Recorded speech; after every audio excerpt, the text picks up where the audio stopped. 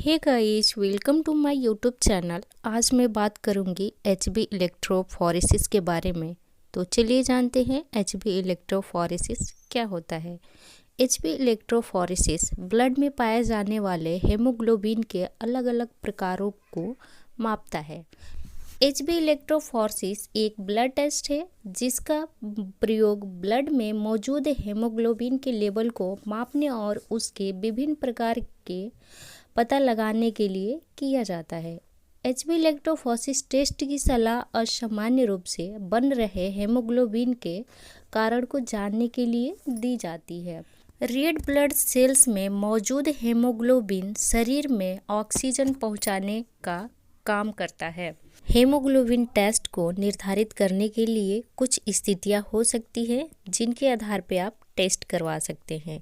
यदि आपके शरीर में किसी भी तरह का बदलाव हो रहा है, जैसे कि थकान, ब्लड की कमी, त्वचा का पीलापन, चक्कर आना, तो आपको स्थितियों में एचबी इलेक्ट्रोफोरेसिस टेस्ट करवा लेना चाहिए। कभी कभी क्या होता है कि आपके एचबी यानी हेमोग्लोबिन को नियंत्रित करने वाला जीन बदल जाता है या उत्परिवर्तन हो जाता है, जिससे स्वस्थ आरबीसी, जिसे रेड ब्लड सेल्स कहते हैं, वो क्षतिग्रस्त कोशिकाओं में बदल जाता है या टूटने लगता है और एनीमिया और सिकल जैसे एनीमिया या थैलेसीमिया जैसे अन्य ब्लड विकारों का कारण बन सकता है।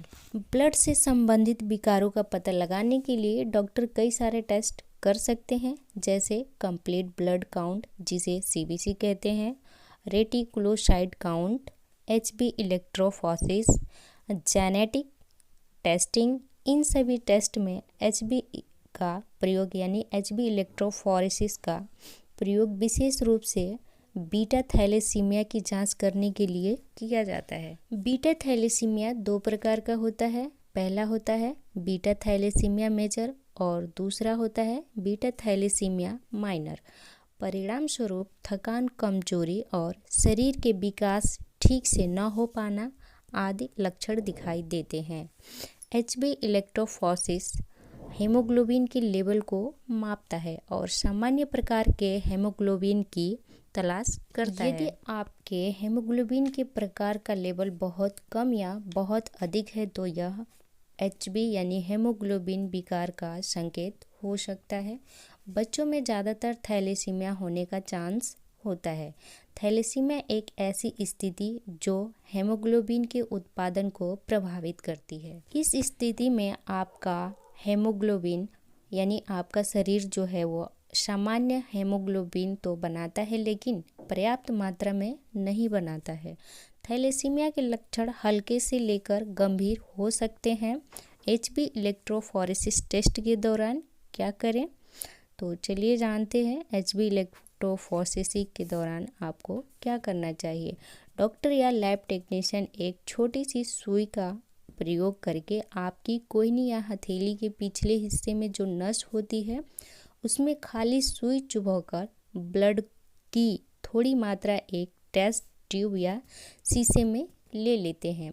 सुई लगाते टाइम हल्का दर्द या जलन महसूस हो सकता है। कुछ लोगों को सुई लगाने के बाद नील भी पड़ सकता है।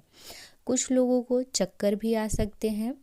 सुई लगाने से पहले या सुई लगाने के बाद किसी को चक्कर आ जाते हैं, तो इसमें घबराने की कोई बात नहीं है। कुछ समय सैंपल को निकालने के बाद इसको लेबोरेटरी में टेस्ट के लिए भेज दिया जाता है और रिपोर्ट आपको 1 से 2 दिन के बीच में मिल जाती है। अगर रिपोर्ट अर्जेंट होती है तो आपको नेक्स्ट डे मिल जाती है। अब जान लेते हैं कि एचबी इलेक्ट्रोफोरेसिस के रेट क्या होते हैं। तो एचबी इलेक्ट्रोफोरेसिस के रेट आपके 900 से लेके 1200 के बीच में हो सकते हैं। अधिक जानकारी के लिए आप अपने डॉक्टर से सलाह जरूर लें, वे आपको बेहतर बताएंगे। ऐसे ही वीडियो देखने के लिए आप मेरे चैनल को सब्सक्राइब कर सकते हैं, क्योंकि हेल्थ से रिलेटेड वीडियो इस चैनल पे देखने को मिलती रहती है।